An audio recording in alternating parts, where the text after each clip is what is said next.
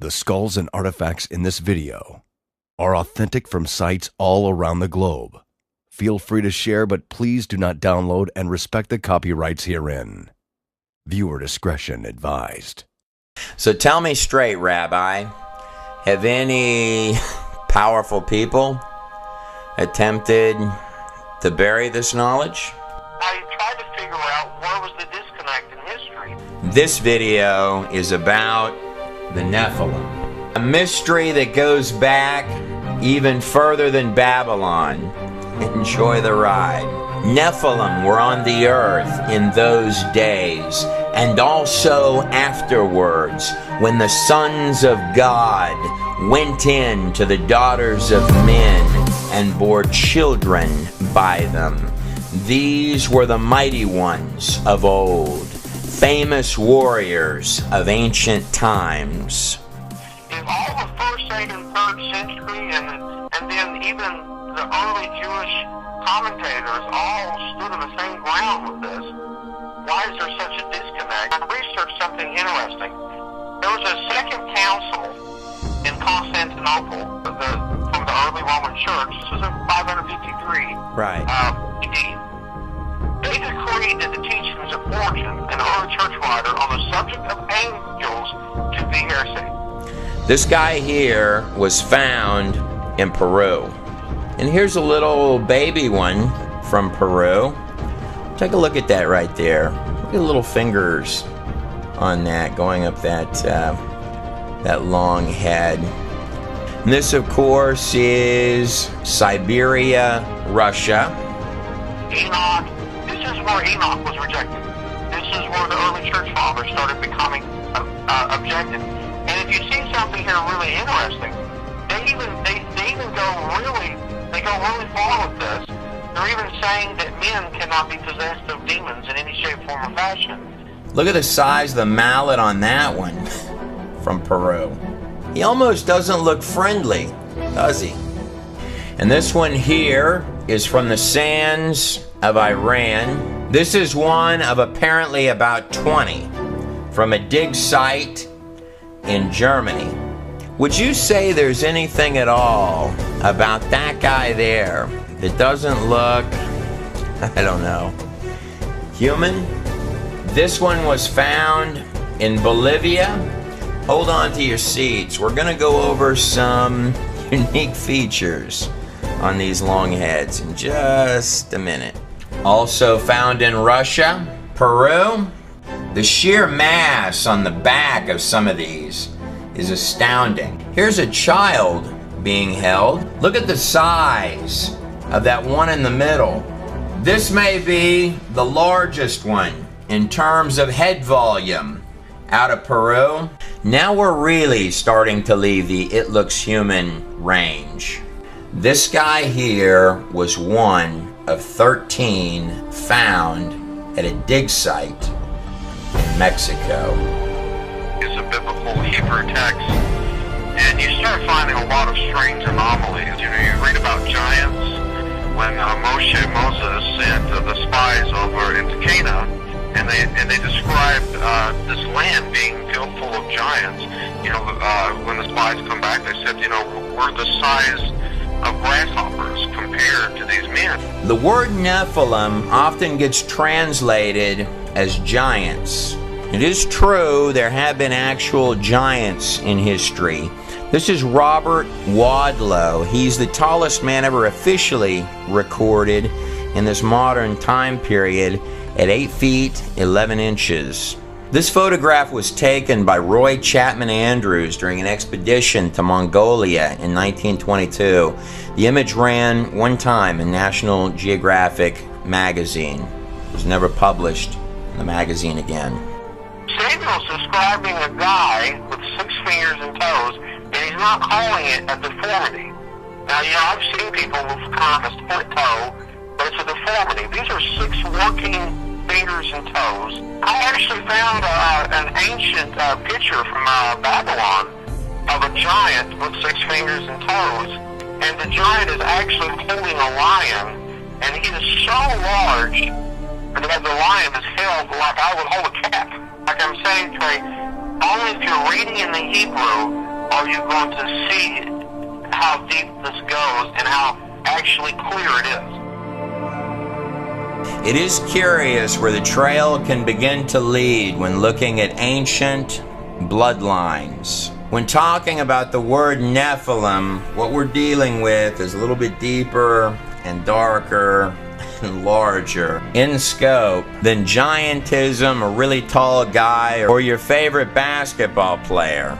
The term Nephilim became synonymous with giants because that's what they tended to be.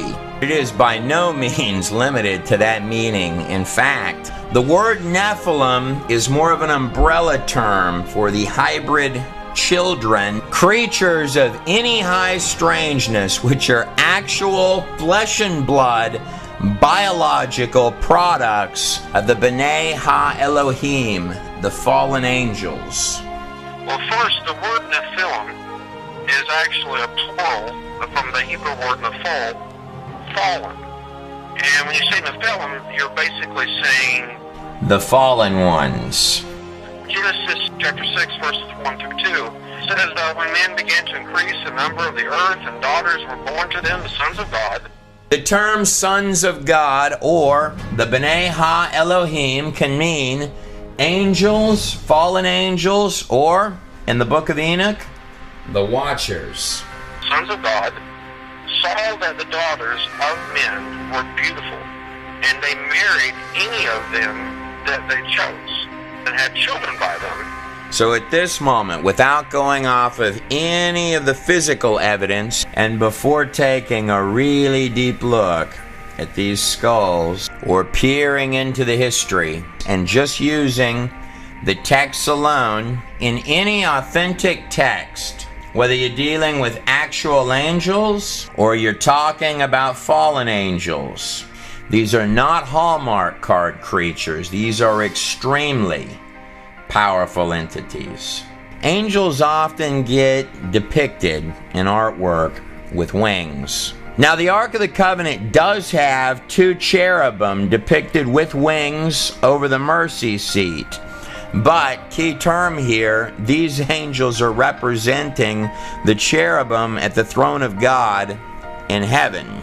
But I can't find one spot in the entirety of the Greek or Hebrew biblical texts where angels, dimensional beings, B'nai Ha-Elohim, stepping through into this reality, had wings.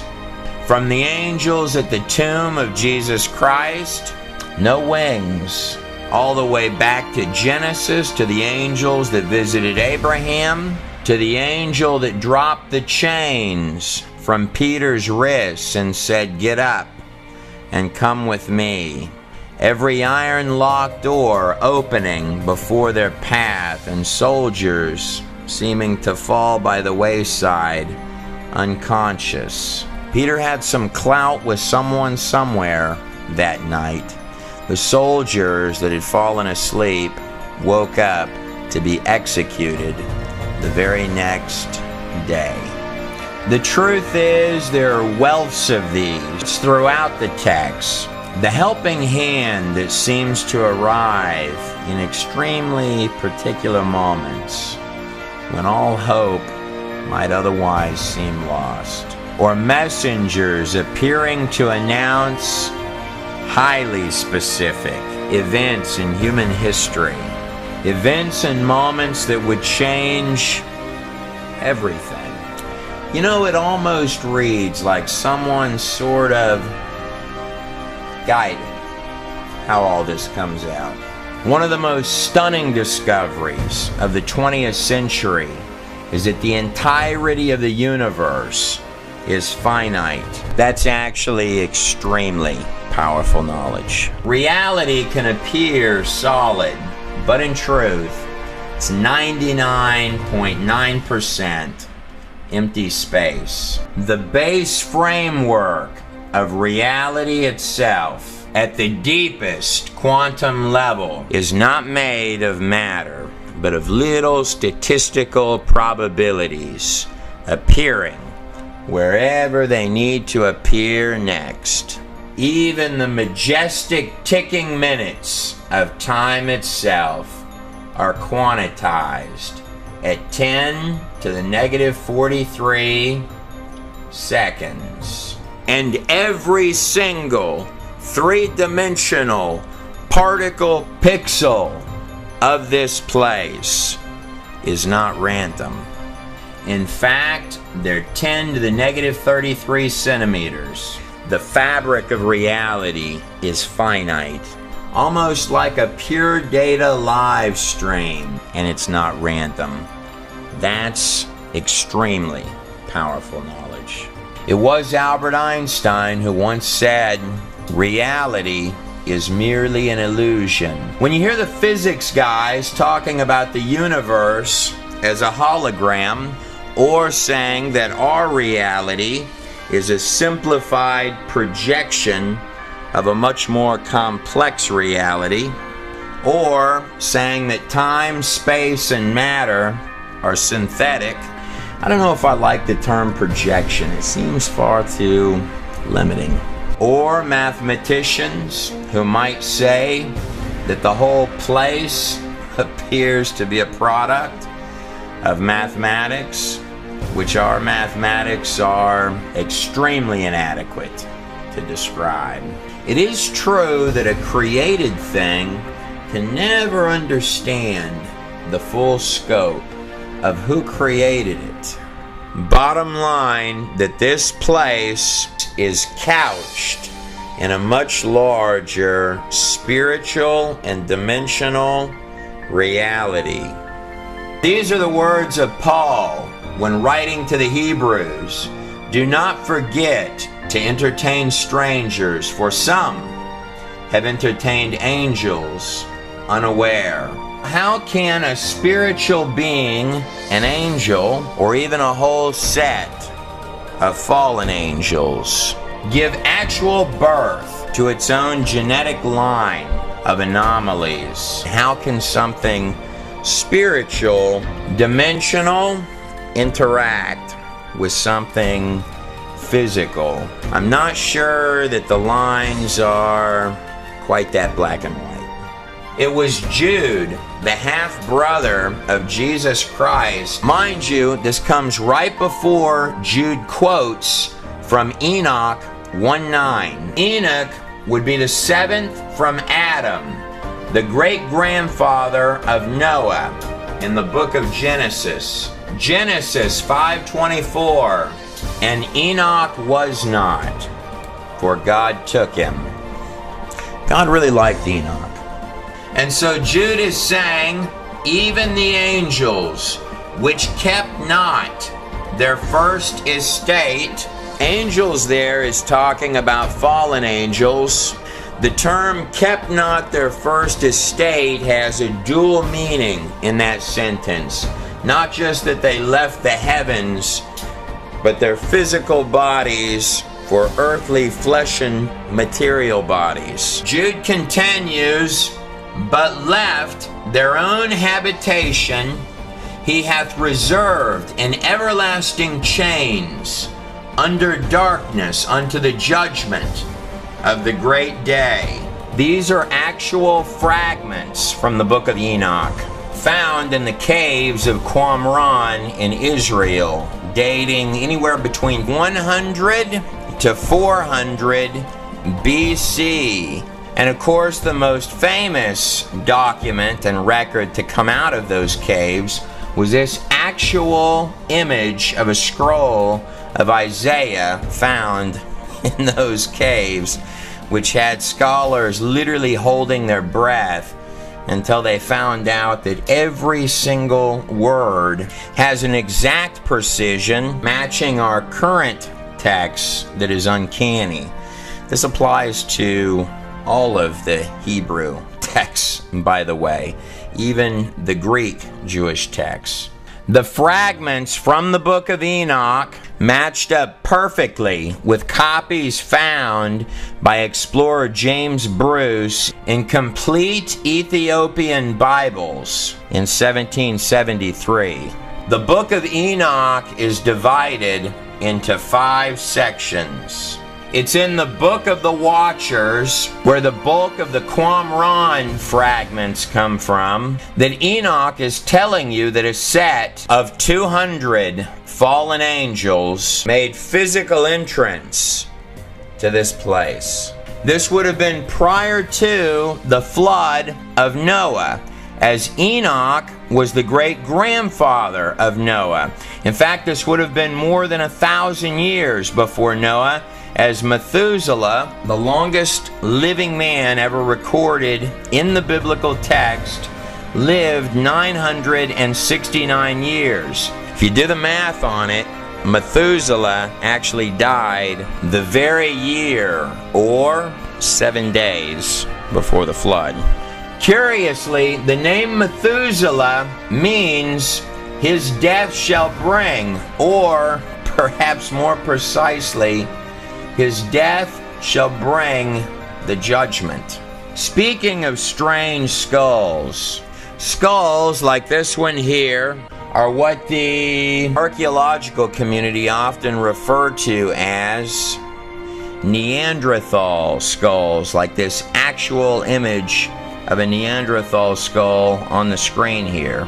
Now, there are all sorts of variations, shapes, and sizes of monkey bones on the planet Earth. Monkeys and humans are grandly different in their bone structures. This is a human skeleton, and this is a set of monkey bones, like this actual bone structure of a gorilla on the screen right here. Out of hundreds and hundreds and hundreds of thousands, if not millions, of both human bones and monkey bones, such as the infamous skeletal structure of the small monkey Lucy, seen on the screen here, on the entire face of the whole planet Earth, there are exactly 0 mixtures of half human, half monkey, or monkeys becoming humans. Or the more commonly used terminology, there are no missing links. This doesn't come as terribly surprising to me, because genetically speaking, within the DNA of any living, breathing organism, animals are restricted within their animal kinds. They have certain body plans. For example, horses can breed other variations of horses within their body plans. Same thing with dogs. They can have subtypes underneath that body plan and variations, but dogs cannot breed rabbits or horses. Taking the genetics one step further, every living organism, its digital software coding, its actual DNA, is losing coding over time. It's weakening, deteriorating. It's not just animal species that we are systematically and slowly losing, not gaining, in the order of 1,000 to 10,000 different creatures annually, depending on whose numbers that you listen to, but we're certainly losing things as opposed to gaining them. And following suit with that, the DNA, the actual digital software of life itself for every type of creature, is also weakening with every generation. The same as would happen as if you make a copy of a copy of a copy of a copy of a copy of anything, you're going to see it weaken, not strengthen. A Neanderthal skeleton and skull is absolutely identical to a modern human, except for a few key features. The bones are thicker, stronger, more fit. Also, the wisdom teeth down here fit absolutely perfectly. These thick brows can vary in size from skull to skull. And a small detail that a lot of people may not know: the human brow of any individual, this bone right up here, continues to grow just ever so slightly through the entirety of a person's life. You may see on an old man's brow, he's got a very defined brow. So if you were to live 2 or 3 or 4 or 500 years, then that much larger brow that you see indenting up right there is precisely how your skull would look. When we peer back in history to our oldest written texts, we're finding redundant accounts of very long lifespans. In the biblical texts, most absolutely and definitely in the Sumerian kings list, as well as records covering what amounts to little more than settlements following the Great Flood, as is recorded here in the Epic of Gilgamesh, along with the extended lifespans, both before and briefly after the flood. This is the oldest written epic in the entire world. The actual records of King Gilgamesh of Uruk, one of the first kings following the Great Flood. These Neanderthal skulls have varying sizes of large brows. In short, what you're looking at with these Neanderthal skulls is eerily identical to what a human being would look like if they were much more fit than we are today and had lived varying amounts of hundreds and hundreds of years. From a genetic perspective, no one actually knows what causes death or initiates the death process, capping us out at anywhere between 100 and 120 years.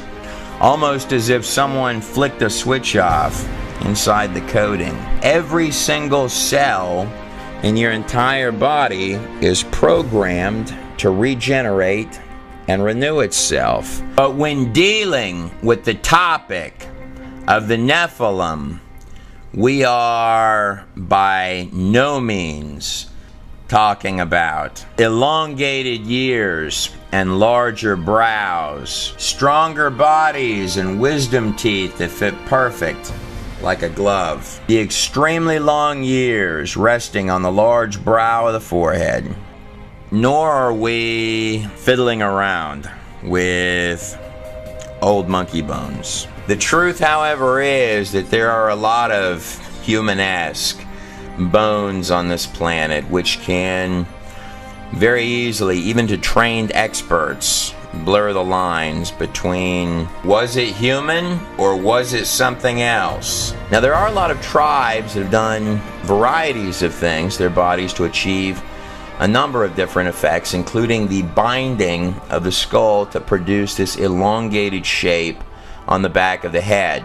There are some significant differences, however, between even the best of clearly modified skulls, like this skull on the screen here, and skulls that appear significantly larger and much more naturally formed than that, like this actual elongated skull being compared against the bust of either Nefertiti or Akhenaten's daughter, leading many to ask if these tribesmen originally began binding babies' heads in an attempt to copy something that was perhaps a whole lot larger in scope, like this actual skull found in Peru. Some of these are just absolutely massive. And there are hundreds and hundreds of them, wildly massive, including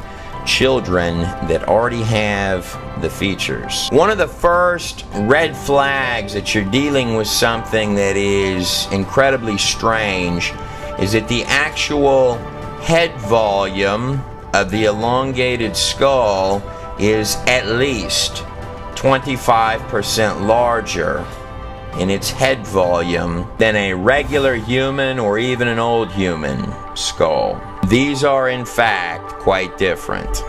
But it's not just that they absolutely have to be enormously massive. There's another difference on just the skulls themselves, which is even more puzzling than that. Every human skull on every single human being should have these two plates in the back of the skull that are clearly divided between the two of them by this crease running towards the back of the head. This elongated skull, however, is not like that, with the crease and the two plates in the back. This skull has one long crease, very defined here, a crease coming back this way, and one very large skull cap. Binding a little baby's head should most certainly not change the genetic bone structure. But it's not just elongated heads we're talking about. We're also talking about giants, like this Thailand image holding the enormous sword and the two fangs or tusks coming out of the mouth.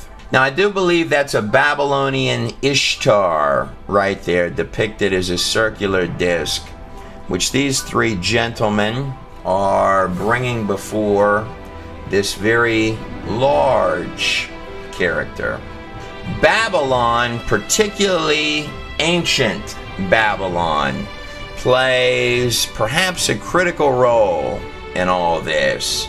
Just second down from Babylon would be Egypt.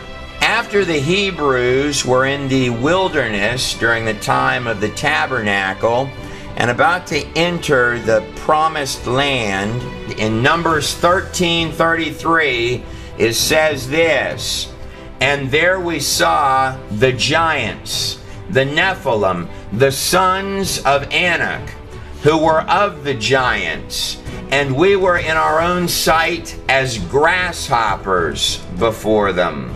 Now, there are some tribes where God told the Hebrews, just conquer the people. And then there are other tribes where God specified, wipe them all out. As if there's some type of a gene pool problem, as is in the case of the Canaanites, the Raphites, the Ammonites, all of which are listed as giants. And then you've got other types of tribes, like, for example, the Amalekites. The first part of Amalekite means people. The second part of that of Amalekite, it's an ancient word in Semitic languages that means vampire-like demon. These Amalekites were not human. And a lot of people believe that this is where the vampire legends came from in Romania. And I'm sure the Israelites well knew this by looking at them. I mean, if the Amalekites are considered a vampire-like demon, you know, I'm sure they probably had the features. Deuteronomy 3:11. Only King Og of Bashan, the giant, was left remaining of the Raphites, the Ammonites, or so the Hebrews believed. But the truth is, giants have been reported in archaeological finds all across the globe, particularly in the United States, which is what most every one of these news articles right here going down the screen are about. Many of them from the New York Times. Some bones are still available, however, like this actual image of a jawbone recovered from a giant skeleton in Nevada that's being compared to a human jawbone on the screen. How large do you think that skeleton actually was? Or the Indian legend of the red-headed giants. Interesting about Indian legends, the symbol of the how is often said to ensure that the other guy does not have 6 fingers. or the famous serpent mounds in Ohio, where in the 1800s it's reported that skeletons of enormous giants were found around this site that has the shape of an enormous serpent that they mysteriously built, which can only truly be seen well from the air. Following the 1950s and the defeat of Nazi Germany and eugenics, same time period that Americans began pumping out movies about space invaders and men coming from other planets, and deeply religious views of the occult, such as those of Blavatsky, instrumental in the occult beliefs of Adolf Hitler himself, sort of take a sidestep into the shadows. Articles such as these begin to dry up and disappear in roughly about the 1950s. And the skeletons seem to vanish. Many make the strong case that the bone structures disagree with the political formulation of the theory of evolution.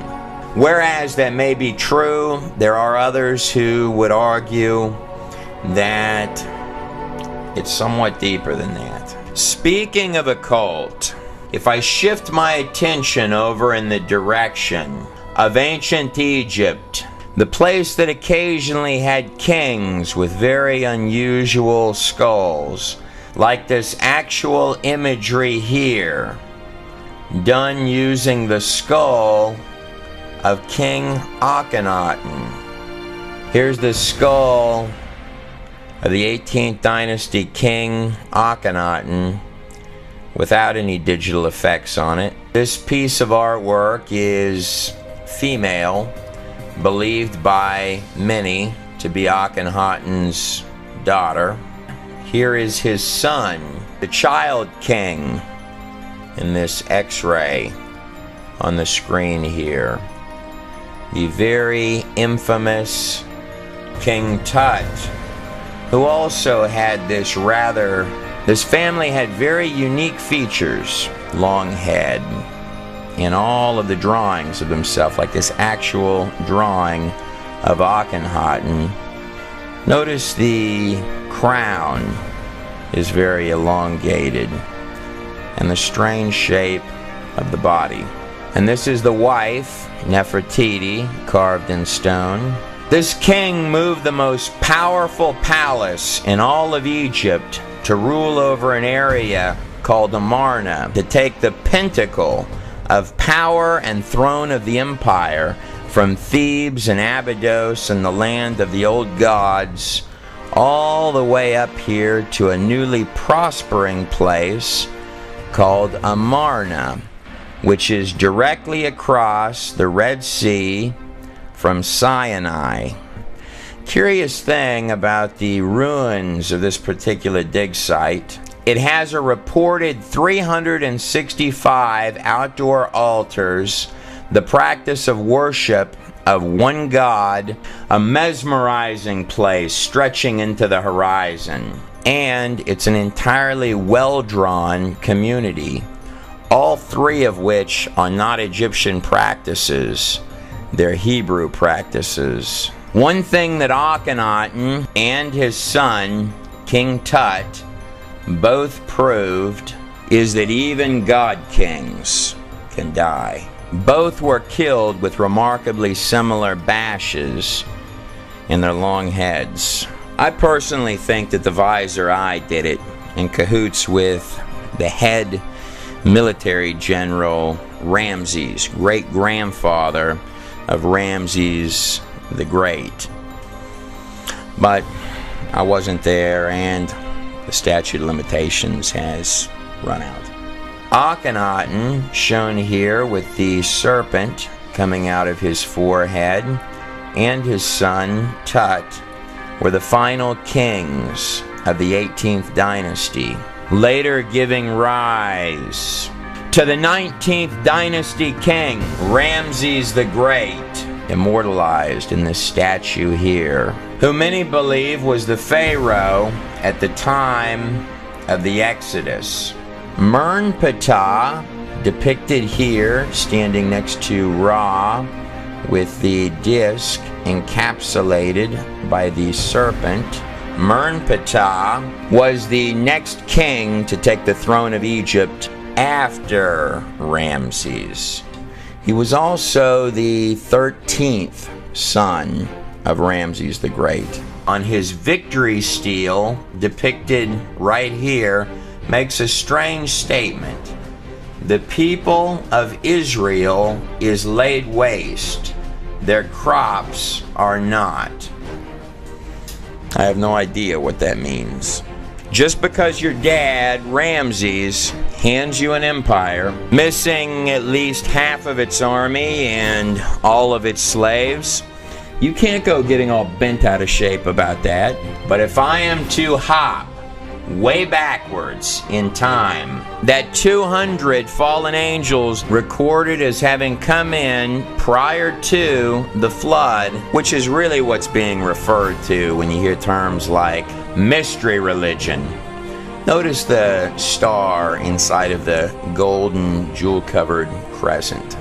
Covered in the book of Enoch, alluded to in the book of Genesis, as well as many parts of both the Old and New Testament, as well as ancient texts and hieroglyphs that we'll look at, and writings all across the ancient world, being recorded in large scale prior to the flood, and then in a smaller trickle of a scale following the flood. There are at least 277 flood stories from cultures stretching every conceivable part of the globe. Some of them bringing you right to the front doorstep of that flood, like the Epic of Gilgamesh from 2700 to 2900 BC. Every mountain range on Earth contains fish fossils, marine life, and even seashells found on top of Mount Everest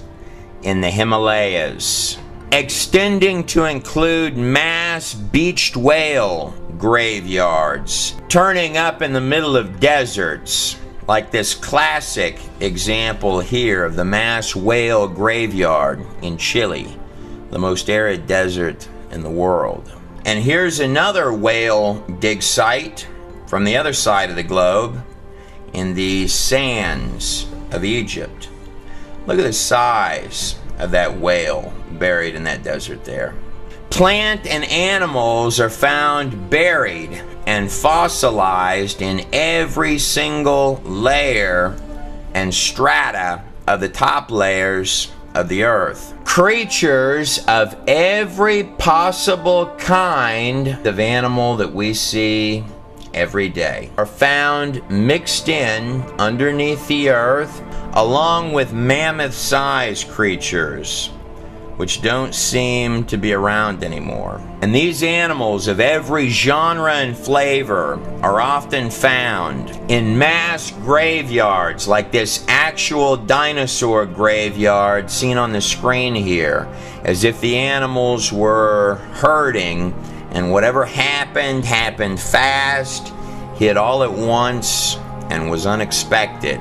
Strangely, when dealing with strata, it is sifted by sediments exactly as one would expect if there were a lot of water pumping around on the surface of the ground. One of the enormous challenges of dating anything is that you have to know what the pre-existing conditions were. For example, this dragonfly fossilized on the screen here has a 2.5 foot long wingspan. Dragonflies take in perfectly the amount of oxygen that they need to fly. If one were to assume that atmospheric conditions, oxygen levels, and carbon levels in the past were like this, when they were actually way up here like this, that would indeed pump out numbers that were very large, all across the board. This dragonfly on the screen could not lift up off the ground and fly today. We find extremely high oxygen levels in little bitty air bubbles, trapped in ancient tree sap, even buried in common things that we might not think about. Look at the size of this modern day elephant in comparison to this giant animal here, a Bronchiosaurus. Much of this stuff requires an entirely different and much more lush environment. This elephant is about the size in girth as the base of the neck of this animal. A Bronchiosaurus would have a terribly difficult time lifting its body today. And that is but one tiny example of an Everest-sized mountain of thousands. The most common method of dating in this present day is using fossils to date geological layers and using geological layers to date fossils. So some would call this circular reasoning. One thing that I find fascinating, not only are there mass burials of animals underground, but there are mass burials of trees going all sorts of different directions. Some of them, interestingly enough, going vertical. What this means is that you would have trees that would have had to have been standing up for millions of years while the layers of strata form around the tree. No one really knows how many of these there actually are, buried all over the place underneath the ground. This is believed to be the oldest living tree on Earth. Its name is Methuselah, and its age is believed to be 4,840 years old, give or take, which is interesting because if you're using the Septuagint or the Masoretic texts, and even using Gilgamesh as well as the Sumerian Kings list as a reference point, you're going to come up with a flood date a pinch more than 3000 BC, maybe a few hundred years more. And old Methuselah would have been born just a little bit afterwards. I wasn't there, but I know this, that enormous whales really should not be turning up in deserts, and thousands and thousands and thousands of seashells should not be backpacking through the Himalayas. Trees don't generally stand up for tens or hundreds or millions of years while layers of sediments build up around them. I'm thinking that maybe real big flood did it. Occasionally I'll hear commentators state that ancient India is tens and tens, sometimes even hundreds of thousands of years old. And I've tried to chase the rabbit trails on what they mean by that. It's not just India. You'll find this pulling dates out of thin blue sky, particularly in media stuff, a lot. I can't find what they're referencing. The Empire of India began following the death of Alexander the Great in 323 BC. You begin to see the rise of the first empire of India, the Mauryan dynasty. Going back even further into the Far East, the rise of the first dynasty of ancient China, the Jia dynasty, its inception at 2000 BC, bringing us full circle to our first empires, which would rise right down here in Mesopotamia, where Babylon would become, in the ancient city of ancient Uruk, where Gilgamesh ruled. Land of the Star, which is rested inside of the crescent. Babylon and Egypt, your two opening players of occult empires right after the flood. And then dropping down right over here, following alongside the Nile riverbanks, where Egypt would become, and where step pyramids and the first attempts at actual pyramids would begin to rise. Under Djoser in the 3rd dynasty of Egypt, about 2600 BC. Land of the Eye of Horus, and disk between the horns of the most ancient Hathor. Both stretches of land dropping down along the fertile land, the so-called cradle of civilization, where little bitty settlements would begin to take shape, with your first tiny fortified cities like Uruk in roughly 2900 to 3000 BC. Coincidentally, both newly developing locations dropping down from right up here in the same area where the boat that saved all mankind is said to have landed. So those 200 angels covered by Enoch prior to the flood does not represent all of the fallen angels that there are. It represents a small portion of the total number of fallen angels, the ones which made entrance to this place, came in and interbred with human beings. This created all sorts of little uglies and unfriendlies, including the giants. There's also indications in the text that this wasn't necessarily voluntary. What some of your oldest pages and little bitty scribbles on earth, including Enoch, in full detail are telling you is that before that flood, something unfriendly made entrance to this place and was genetically breeding itself, creating its own offspring, turning mankind into a blood-bathed circus of its own unimaginable and twisted design, spreading like a virus generation after generation after generation for more than 1,000 years, until the flood came along, wiping the slate clean, taking everything back down to zero.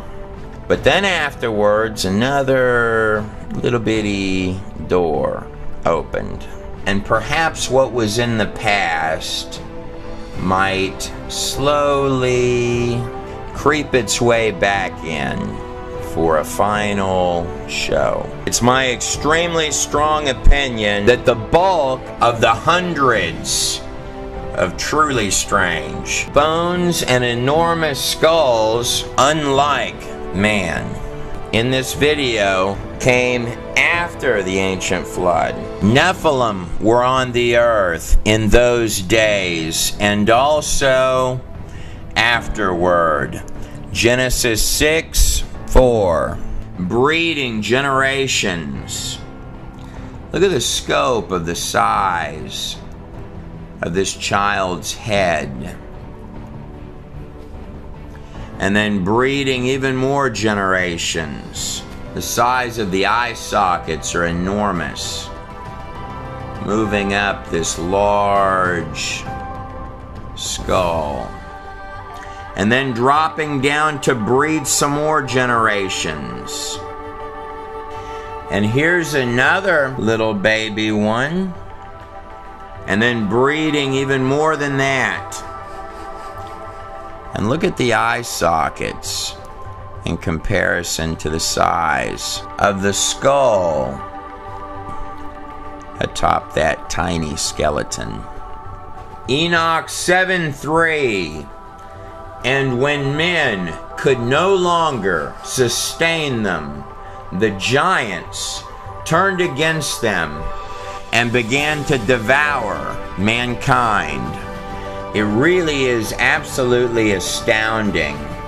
It's almost impossible to believe that what you're looking at really is real. This one commonly gets called the Royal Redhead. A special thank you to Brian Forrester,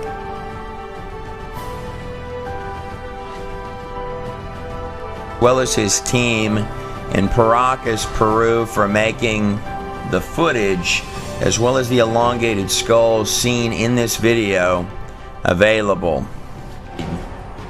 That is one strange head. Enoch continues, and they began to sin against the birds and the beasts and the reptiles and the fish. I have absolutely no idea exactly what that means, but it doesn't sound good. And to devour one another's flesh and drink the very blood. It is curious that whether in a biological or a spiritual sense that is equally as deep, if not deeper, than even the mysterious thing that we call consciousness, which seems in a very real way to plug us in to reality at all.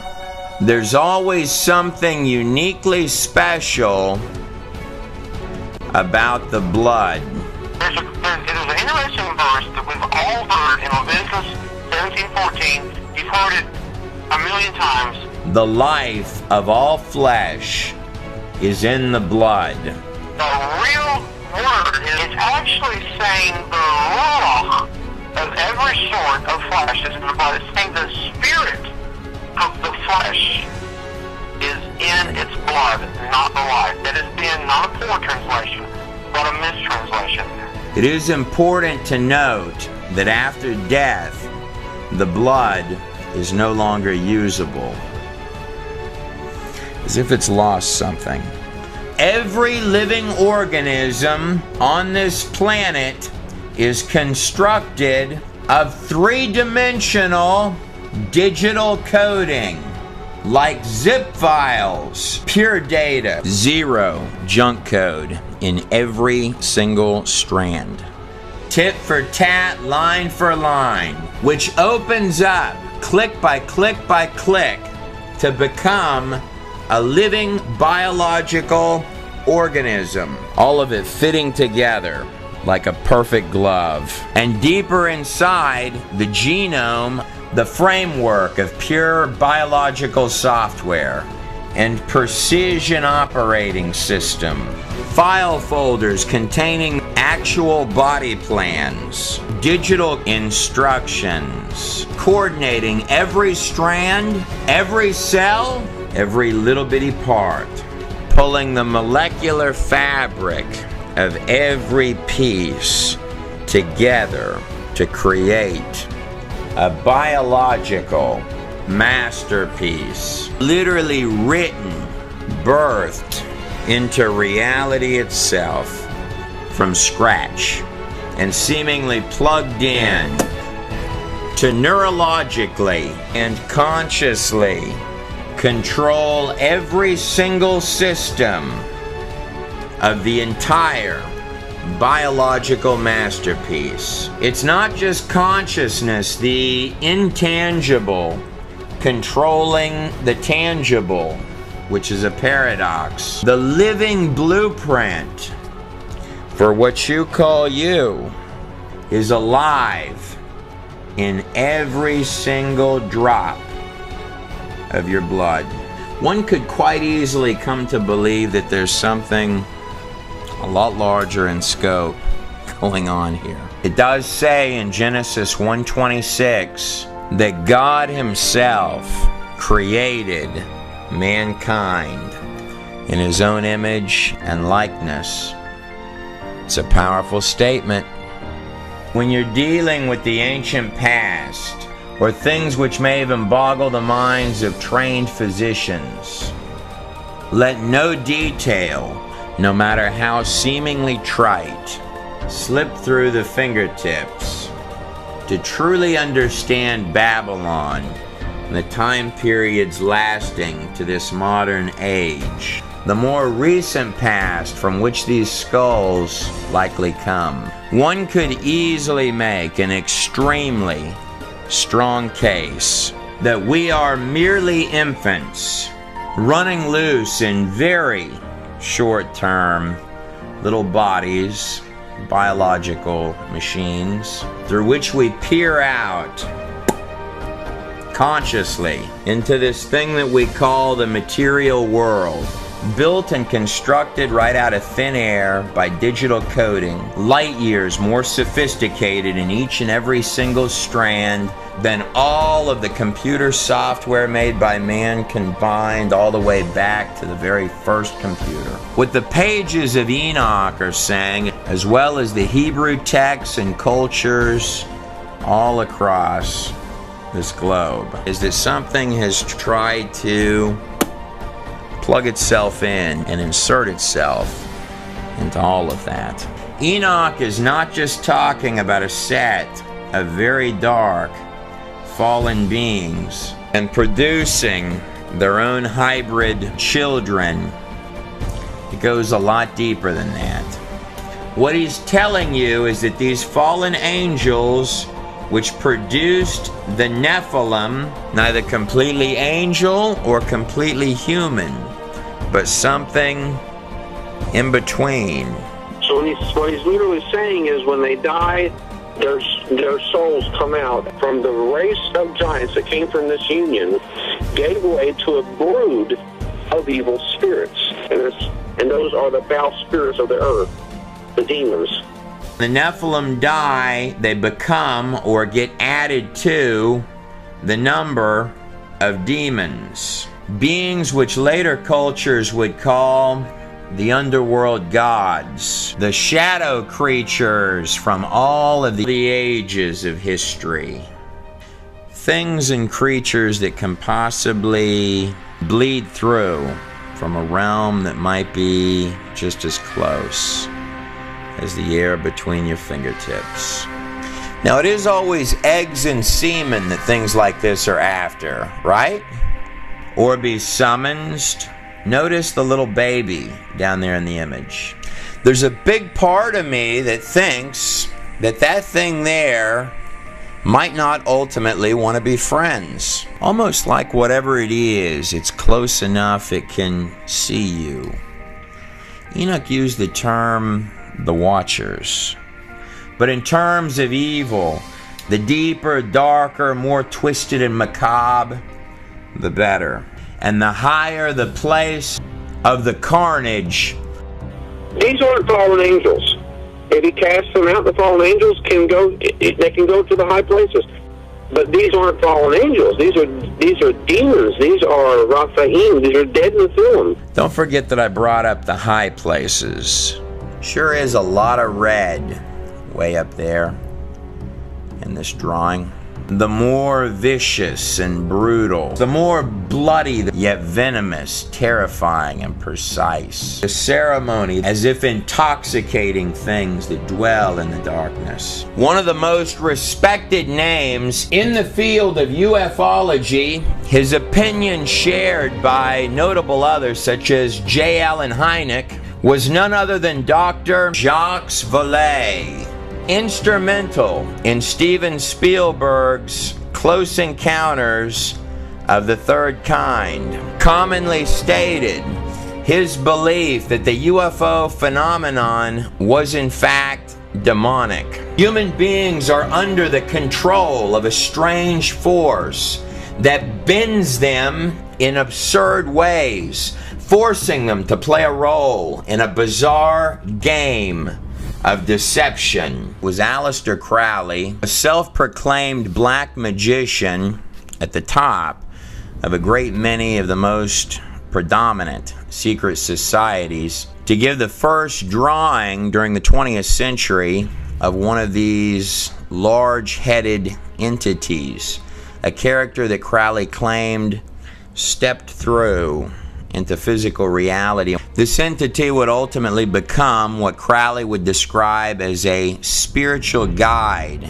to him after an extensive battery of very intense black magic rituals. You may find some similarities between Crowley's drawing and thousands, if not tens of thousands, of other such entities drawn by people from every walk of life all around the globe. Crowley is quoted as stating, "Today, they call them angels and demons.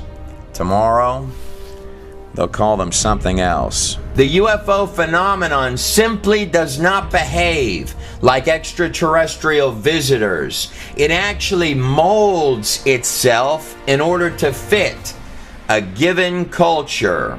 John Ankerberg, John D., the head intelligence officer under Queen Elizabeth in the 1500s. He would do the deepest of inner layer occult rituals, popularizing such ideas as the crystal ball, alchemy, and the philosopher's stone. These long hours of ritual occult on behalf of the Empire of England were done with fellow black magician Edward Kelly. Kelly would ultimately leap to his death from a castle tower window.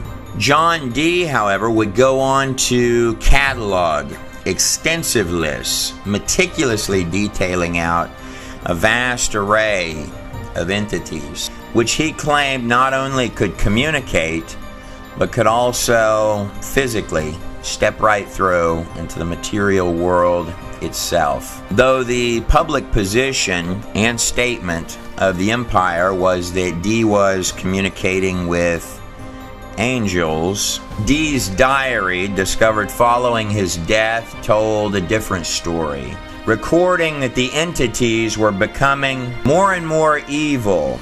Notice the serpents, stating more and more emphatically, "These things are lying to me. They're not angels. They're demons." UFO-nauts and the demons of past days are probably identical.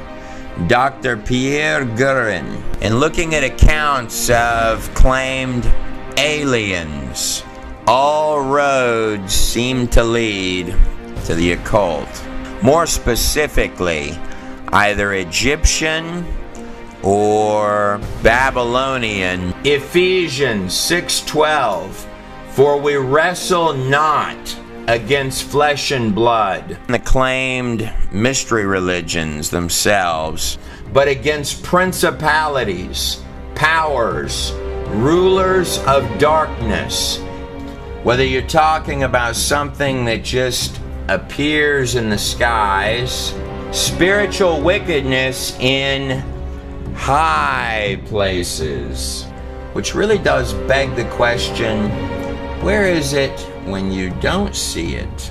One theory which can no longer be taken very seriously is that UFOs are interstellar spaceships with Sir Arthur C. Clarke, or physically step through into this reality. Your ancient texts are taking you at least 10 steps further down the rabbit hole than that. I have yet to meet one person who has come out of the occult that does not have, in some cases, terrifying and extremely tangible and real accounts to give. I also find it particularly interesting when I've gotten to sit down with people who have had life after death experiences, most especially if they were legally dead for any number of minutes and have actual medical records. Hell or ancient shield, whether it be from someone in the occult or someone from an after-death experience, some strikingly eerie similarities. These bland, sort of expressionless, pull-you-in type characters with sort of varying degrees of sinister evilness, described almost like a diminished, alternate version of Earth, that the person steps as if the ground level is being described as lower or different or falls right inside of, with things that literally grab hold and herd the people into actual pit-like cages, wherein at that point the descriptions of the creatures get even worse. Things much more disturbing and twisted than what may channel in to be portrayed as physical artwork and representations of something through the imaginations and the minds of men. Ephesians 2:2, in which you used to live when you followed the ways of this world.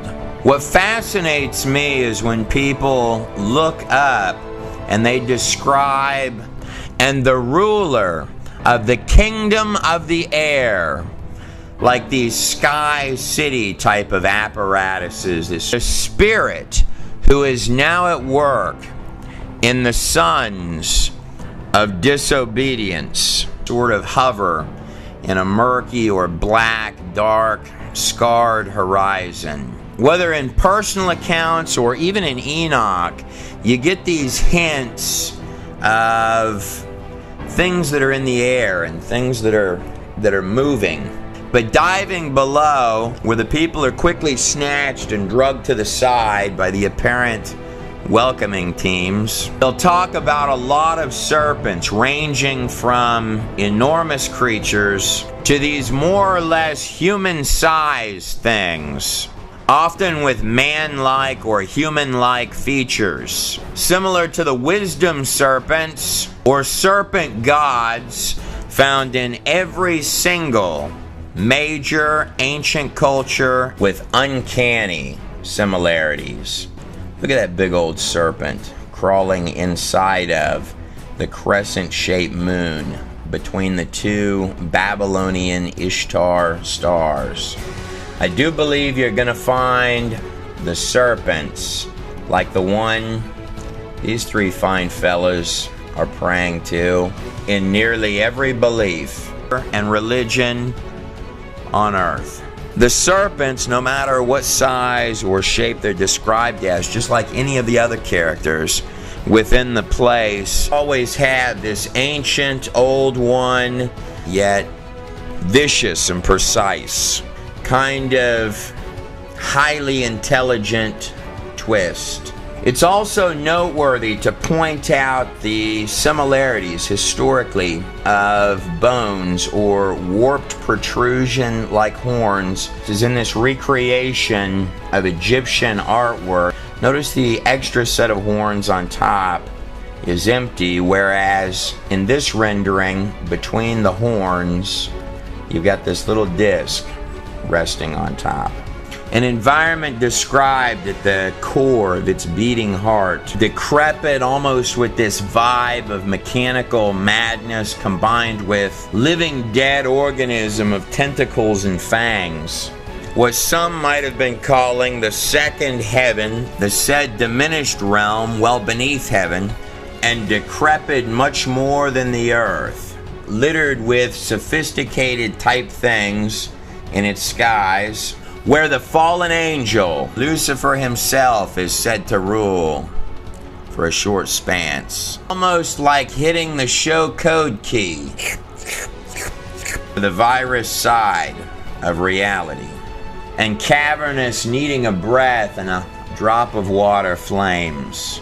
Probably the most terrifying part of all of it is that the things there wanted you there, in their clutches for some reason. It's a prison that collects things that no one will ever come to help. I'm not going to physically or personally go in to check any of that out. I'm willing to take other people's word for it. Was Jesus Christ who described heaven as a place full of many mansions, and likened hell to this actual place here, Gehenna, outside of Jerusalem, where the trash was burned. He was giving this analogy to common men, to sheep herders, couched in a way that they could understand it. As if the human body itself is nothing more than a shell, a vessel, a confining temporal instrument, binding one to a specific location in both time and space. Of those who have tried to describe heaven, though there are so many, from every possible age range, background, and culture, Enoch's pre-flood account is extremely precise. People commonly talk about this unusual event called the rapture in the Bible. There are technically 7 of them, by my count. Enoch is the first one on that list, and he is the 7th from Adam. Wonder if that has a meaning. He stumbles for words at least a dozen times in his document, stating to you, I wish I could describe what I'm looking at. And then afterwards, talking about this place as if it doesn't even feel real anymore. Now, to understand these things called Nephilim, or the origins of physical evil, important to recognize the entire scope. But perhaps before taking a critical look at that pre-flood world of Genesis, or the kings with enormous lifespans before the worldwide flood in the Sumerian kings list, or analyzing the pages of Enoch, great-grandfather of Noah, I want you to notice the Greek Titan. Creature is part God, part man in this image, with his arms like a crescent, holding the large disc in the middle. Same as what Gilgamesh claimed he was in the Epic of Gilgamesh, the oldest written epic on the face of the planet Earth. The Titans, the sons of Saturn, or sons of Satan. And this isn't just Babylon or ancient Samaria, the place of the Anunnaki, the biblical sons of Anak. Kings and rulers of ages past, reaching out their hands to summons the deepest regions of darkness in an effort to beckon things that bite the very hand that feeds into this place. The sacrifice of little children, deeply seated, derangement, shedding of innocent blood to Moloch or Baal, working darkness into a frenzy, playing the drums louder to drown out the screams, almost like a virus, reaching out to grab its own desires through an extremely naive host. To mass ritualistic human sacrifice, notice up here above that the serpent is waiting.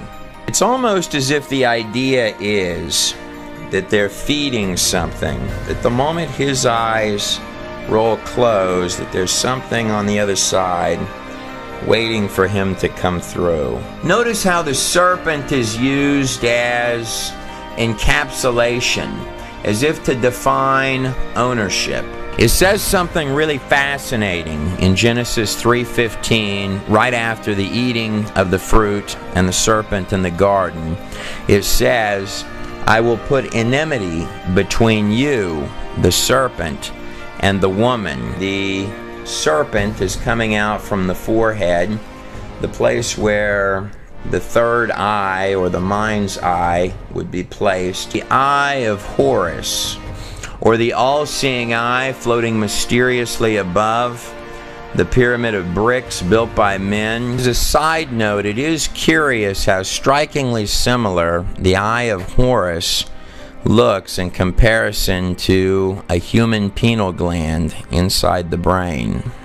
And dimensionally peering into this world through the glass darkly. And of course the Inca, with the symbol of this little bitty owl sort of peering through. And between your offspring, the seed of the serpent, and her offspring. He shall bruise your head, and you shall bruise his heel. Now take a good look at these symbols that look like little horns with a circle inside them on top of the head of these two serpents. Here's an enormous version of the same symbol. You're going to find quite a lot of these in ancient Egypt. Perhaps quite often on the head of an Egyptian goddess, and there's the little serpent. But it doesn't always have to be represented like that. For example, this golden cow's head here. See here, even the cow's got a little serpent with the two ears or horns that make sort of a cradle. Stars always representing angels inside of it, with the sun shining light out from behind the ears inside of the cradle. But the sun also sort of looks like it makes an eye-shaped appearance going around it, or a crescent moon with a star. Now when you're talking about stars, like this large representation of a Babylonian Ishtar sitting couched inside of its crescent, the stars, when used in ancient texts, are extremely often symbolism for angels, or perhaps even a very particular fallen angel. The answer goes all the way back to the Temple of Hathor, to the mega complex of Dendera. Hathor goes all the way back to King Narmer himself in Dynasty 0. That's King Narmer right there from the Narmer palette found in the Temple of Horus. Notice up here the long crown on the head of the king, and at the top of the palette of the first king of Egypt, the first symbol of the face of Hathor, a literal temple for storing the history all the way back to the inception of ancient Egypt itself, with the symbol of Hathor crowned atop the serpent's heads. The Egyptians believed that the kingship of all Egypt started with one named Osiris, a dead man who would be brought back to life by Isis. Osiris would be infilled and reanimated by the spirit of an underworld god. Notice the wings on the goddess. And then up over here, the little horns with the disc in the center. The flesh of the reanimated Osiris is generally a murky bluish green. This union of a resurrected dead man and a winged creature would give birth to what they called Horus. Notice the disc in this image no longer is encapsulated with horns, but instead is simply wrapped with a serpent. This shape is not two horns. It's the shape of a woman's womb, which is why it's on the head of a fertility goddess. And the solar disk, or sun disk, in the center is just like the star was for the Babylonians. And the sun in their hieroglyphs is owned by the serpent, the symbol for the ruler of the air. Inside the crescent, the birth canal, or the moon being represented in the feminine, in which the sun symbolically has rested inside of, and producing Horus, the new little eye that is peering through and watching. Notice down here the serpent, again with the little disc on its head. In fact, At the entrance to the Temple of Hathor, where this enormous symbol is, there are actually 17 little bitty serpents underneath that humongous symbol. It's like a little identifier. This plus this equals this. It's like a post-it note for the ancient beast. Popped right on top of their heads. Move out of the way, we're making underworld gods here. Alright, they're a bunch of demons. And of course, serpents in every possible and spiritual sense. Whatever may have been the exact details of what the Egyptians were trying so dearly to express, the underworld gods are not being displayed as just basic common day-to-day knowledge on their walls, but more than that, the focal point of the entire empire. It was an oppressive place. Here's a character from the walls of Egypt that you may recognize, or perhaps you're more familiar with his updated version. The star in the middle of the two horns, even got two serpents down here coming out. The goat of Mendes. This text is from the Egyptians' most treasured document, the Book of the Dead, chapter 175, where Atum, who would later combine with Atum Ra, herein listed as the High Supreme God, states this: "Then I will be what will remain, just I and Assur, when I will have changed myself back into the old serpent, who knew no man and saw no God." The pain, poverty, and hardship of common people does seem to follow that star. Cambodia, you have the Naga serpent kings. In Hindu, Vishnu sleeps in the cosmos, Nirvana, with the serpents. Perhaps King Solomon was right. It's nothing new under the sun. Most all ancient cultures, particularly Babylon and ancient Egypt, believed that their gods, which could be physically summoned to manifest, were in the underworld. When you hear Luciferians and occultists throughout every age talking about the ability to summon little spookies, things that most certainly do not have your best interest at heart, or entities, very tangible things, not only does it hate you, it wishes that it could be you. It's my extremely strong opinion that they are not making that up. This was believed to be a dimension running parallel, side by side with the earth, and equally as real. A place full of hate, anger, bondage, terror, total lack and despair.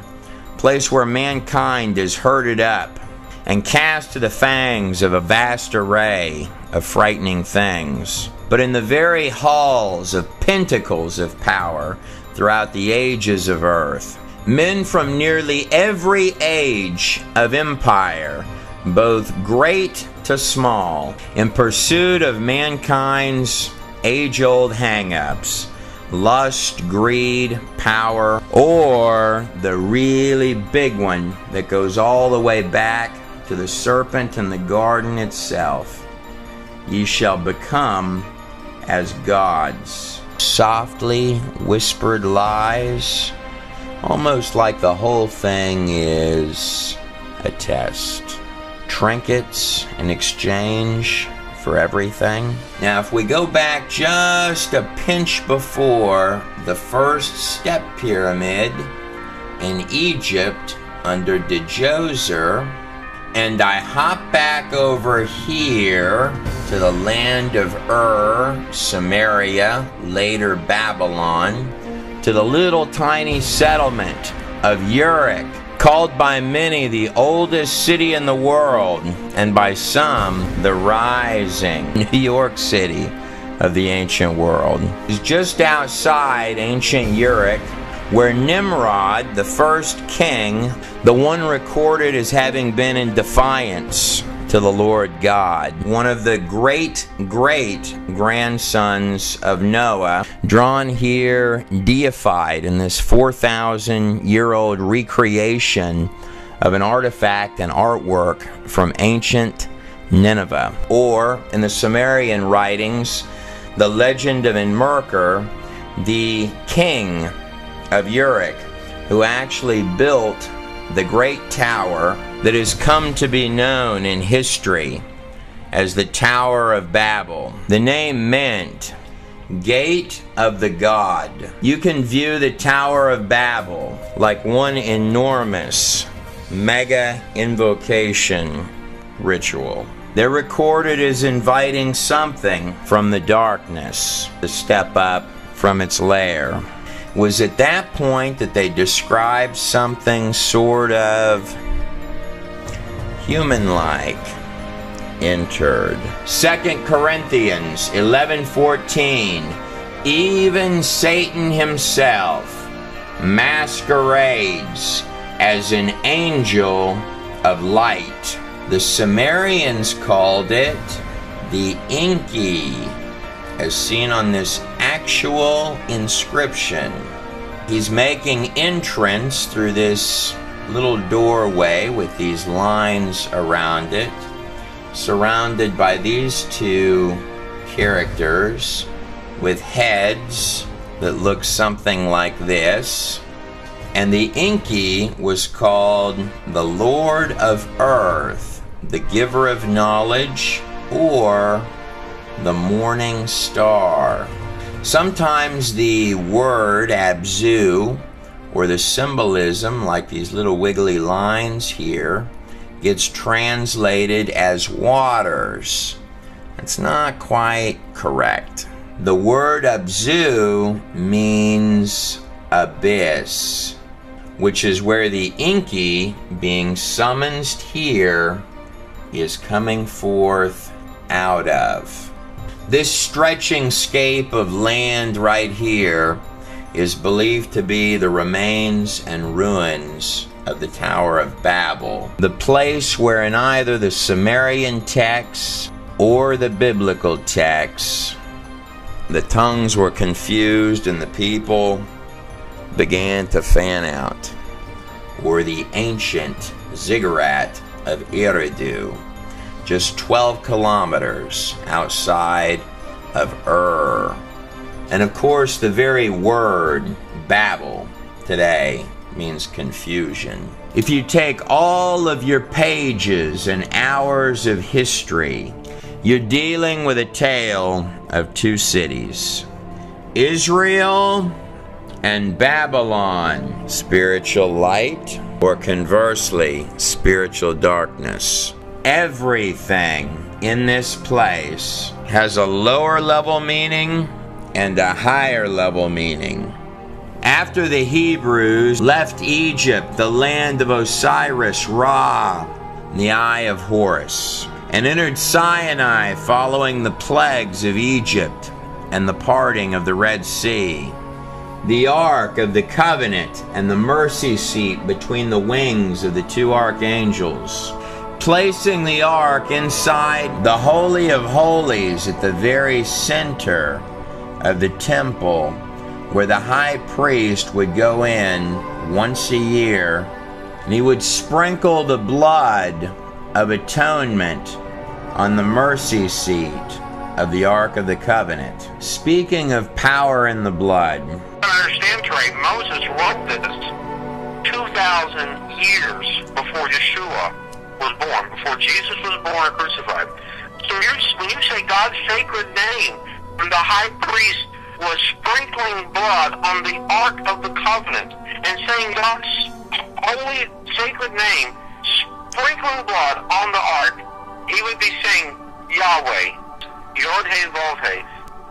And the word picture is behold the hand, behold the nail. Once a year, in the center of the tabernacle, in the heart, that's the unspeakable name of God, by the way. In the Holy of Holies, while putting the blood on the Ark of the Covenant, the high priest, sprinkling the blood once a year, would be saying, behold the hand, behold the nail. Surrounded by the encampment of all of the Israelite tribes, God gave some very tedious instructions on the setup of this camp in the wilderness, with the Levite priests dead in the center, in fact itemizing out what the exact population numbers were of each of the tribes that were camping. Sometimes the most curious things are buried right in plain sight. I saved some time for you. This is what exactly that camp would have looked like. Does the shape of that precisely calculated out layout look familiar? This image here is precisely what the shape of the Israelite camp would have looked like. Of course, the Levites and the tabernacle itself were right in the center, the heart, right there. And deeper inside that middle, in the heart of the holiest of holies, where the priest would stand before the mercy seat itself and say the unspeakable name of God, behold the hand, behold the nail. This is more than 1,500 years before Jesus Christ. It was a moving cross out there on the desert floor. That would have been so mesmerizing to have seen looking down with all the little campfires going from the sky at night. Let's see if we can take that a step deeper.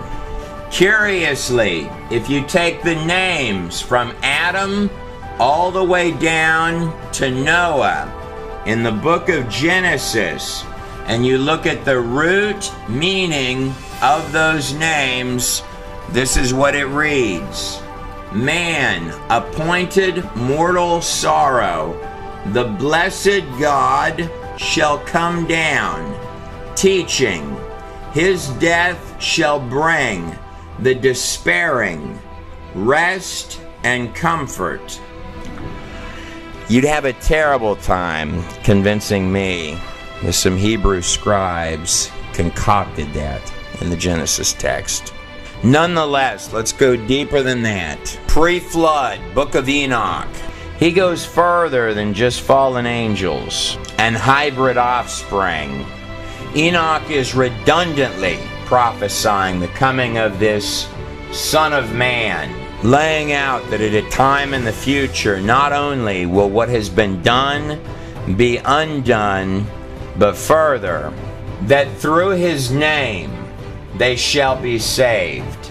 There are at least 365 extremely specific prophecies of the coming of that child and the sacrifice of a Savior. The Passover began before the final plague in Egypt, before the Israelite slaves marched out of the largest empire on earth, fulfilling every single rule of a Passover sacrifice, no less. And before the final plague of Egypt, they were to put the blood of the Passover lamb on their doorpost. Curious what meanings can be found in things when you're willing to scratch. One curious detail, the symbol of the Tav during any Canaanite or pre-Canaanite time period would have looked something like this. It is true that the ancient Tav, meaning sign or mark, perhaps covenant, looks something exactly like this. Crucifixion would not even become a practice until 5 ages of empires later under the Romans. It is interesting that the blood would be saving their firstborn sons, while God would be giving up his. In fact, even done on Passover Day. While the kings of earth were throwing babies onto open fire pits and flames, sparing no expense to build the grandest of towers and ziggurats to feed darkness their subjects' lives, to satisfy and appease the unending thirst of their little bitty otherworldly underworld gods. Something tells me that in a minute here, the underworld gods and the shadow people are going to have a role to play in all this before we get to the end. What greater love could one have than to lay down their life for their friends? Here's the empty tomb where Jesus was for 3 days. That 365 specific prophecies about Jesus Christ by no means includes the fabric of patterns. There are at least 4 times that many for the second coming. The hours when all the old scorecards get tallied up than there are for the first. Restoration and the entrance and return of the King. But out of all of those prophecies, there's only one other person other than Enoch who used this term, Son of Man. That would have been Daniel, who survived the lion's den, while in the very heart of Babylon, no less. It's astounding how these things work out. Was Daniel who interpreted the king of Babylon, Nebuchadnezzar's dream of the 5 empires leading to the end, including Nebuchadnezzar's own, and not including the 2 before it. That makes a total of 7. Wonder if that means anything. But an angel would appear in the later years of Daniel's life. More specifically, Gabriel, the same angel that came to Mary prior to the birth of Jesus Christ, as well as believed to be an angel at the tomb after the resurrection. And not only give him a tit for tat, sentence by sentence, line for line walkthrough of coming history, and we know that none of that precision was done after the fact, because the Septuagint, which included Daniel, was put together under Ptolemy during the 3rd century BC, as is seen in Daniel 11, beginning with the kings of the north and the kings of the south, the Seleucid and Ptolemaic empires, predicting even the unlikely rise of the little-known underdog, which would later come to be known as the Empire of Rome. Those are some really impressive guesses, but by far the most impressive of the entire bunch is that Daniel would predict the exact day and date that Jesus Christ would enter the front gate of Jerusalem on the back of a donkey, fulfilling Zechariah 9:9, that the people rejoice as the king cometh on the back of a foal donkey. This would be the 10th of Nisan, or more precisely, April 6th, 32 AD. 4 days before the crucifixion. Daniel is giving you the exact starting point. Daniel 9:25 states, "Know and understand this, from the time that the word goes out to restore and rebuild Jerusalem until the Anointed One, the King, comes."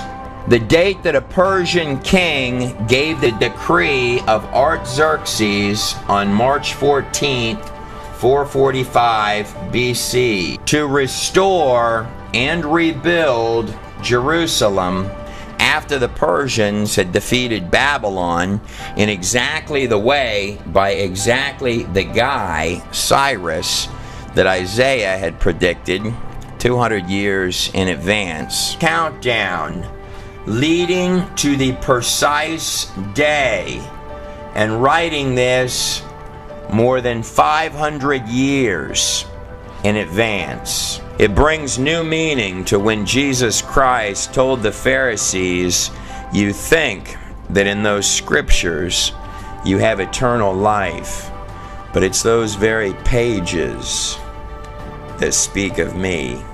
Because of the mass reports of healings and blind eyes open on many occasions, the masses had wanted to make him king, but he never allowed them to praise him and declare him out as king until one very particular day that Daniel had given the math for more than 500 years in advance. Arriving at the front gate of Jerusalem, the religious leaders, the Pharisees, told Jesus, "You have to shut these people up.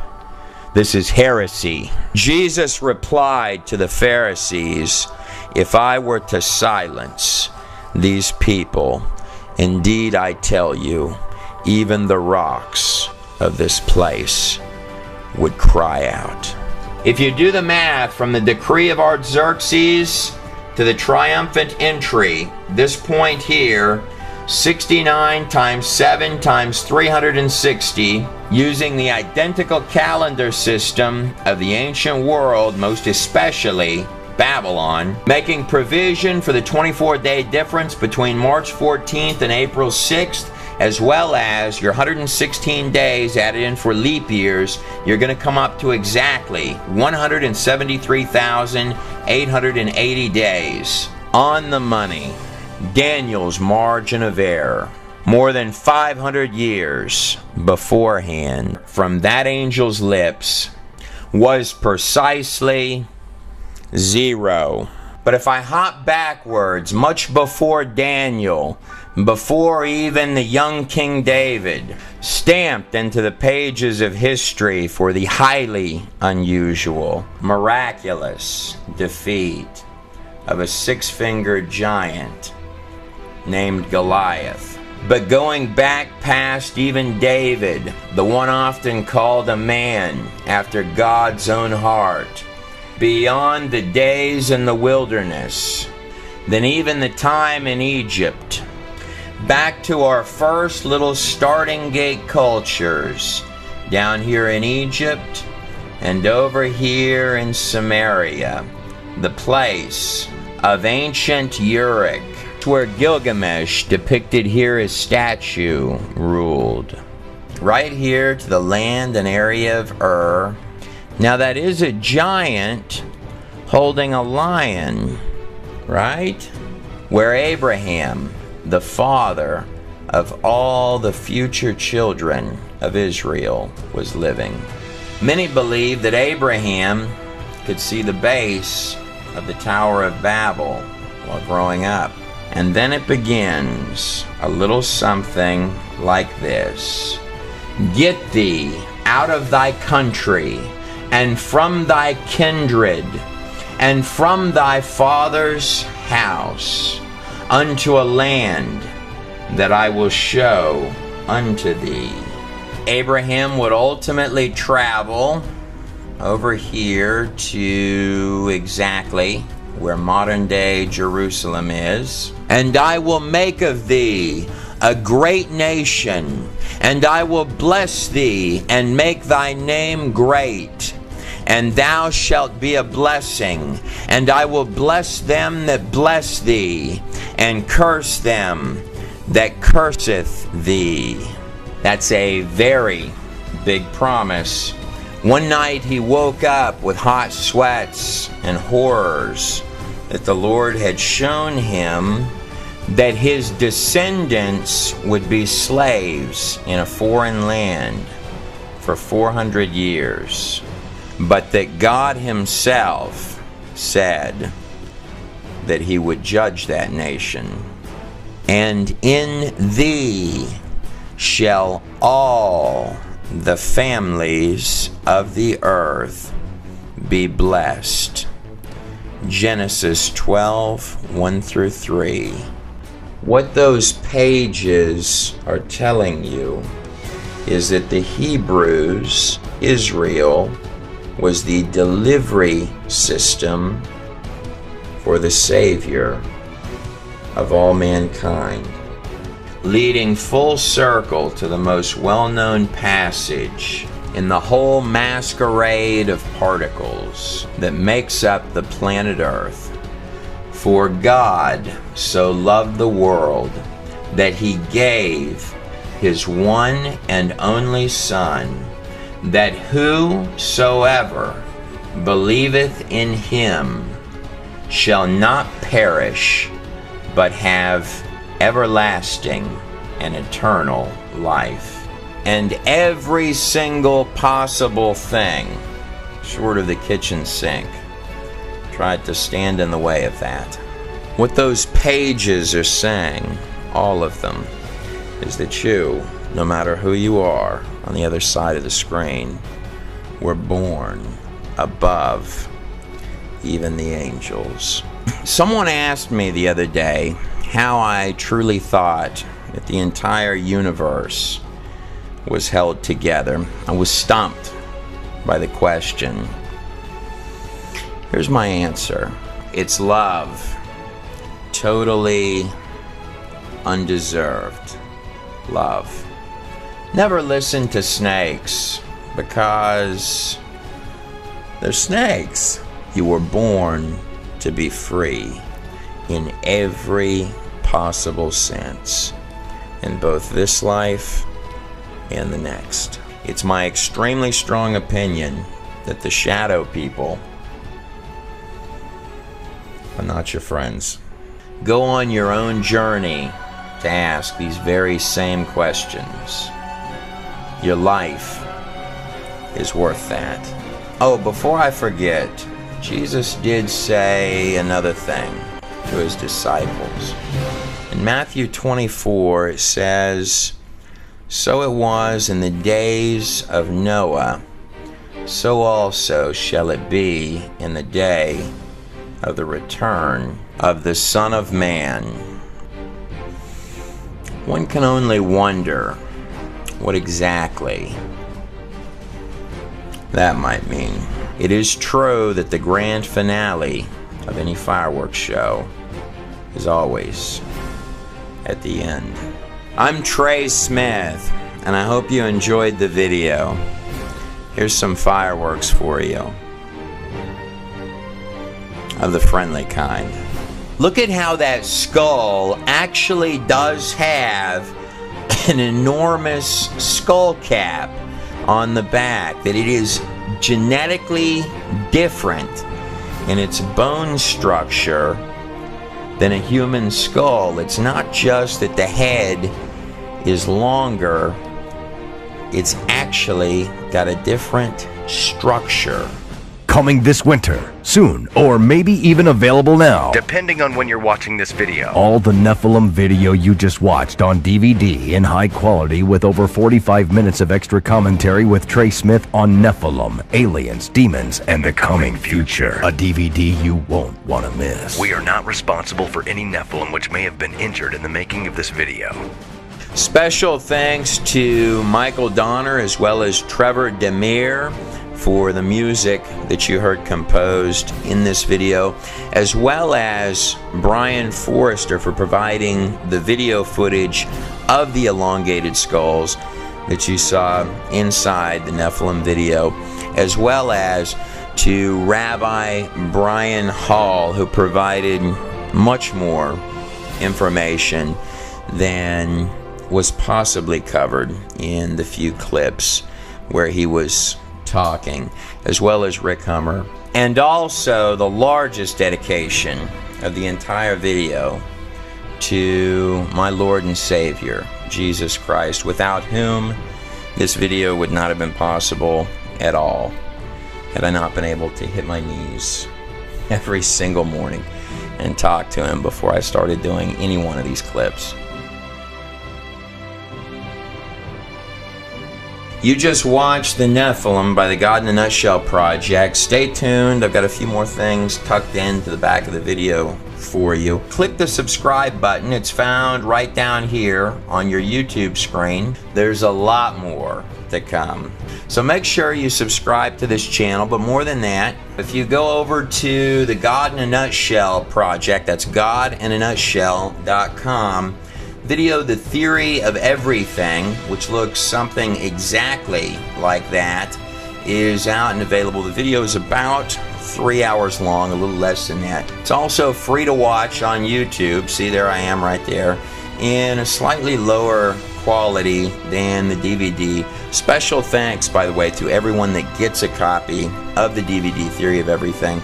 You can find out more about that DVD that's on the screen right there at godinanutshell.com, and also the coming release of the Nephilim video that you just watched with some extended content inside the video, as well as some other videos that we've got on the burner to kick out here in the shortly coming future. Also, if you're someone who enjoys to write or blog or post news articles online, come over to godinanutshell.com. We're looking for writers and bloggers, so come on over to the website and post a submission to become a writer on godinanutshell.com. And I am the author of Thieves, One Dirty TV Pastor and the Man Who Robbed Him. This is a true story. In 1999, when I was a stupid kid, I committed a safe robbery on a television pastor named Mike Murdoch.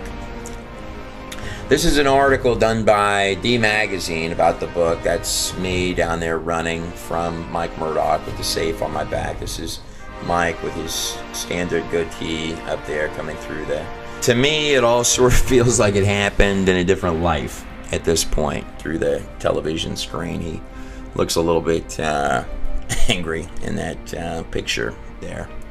But if you're curious what could happen to a man's mind that would drive him to commit a safe robbery on a television pastor and then end up in the desert of Mexico, you're in luck.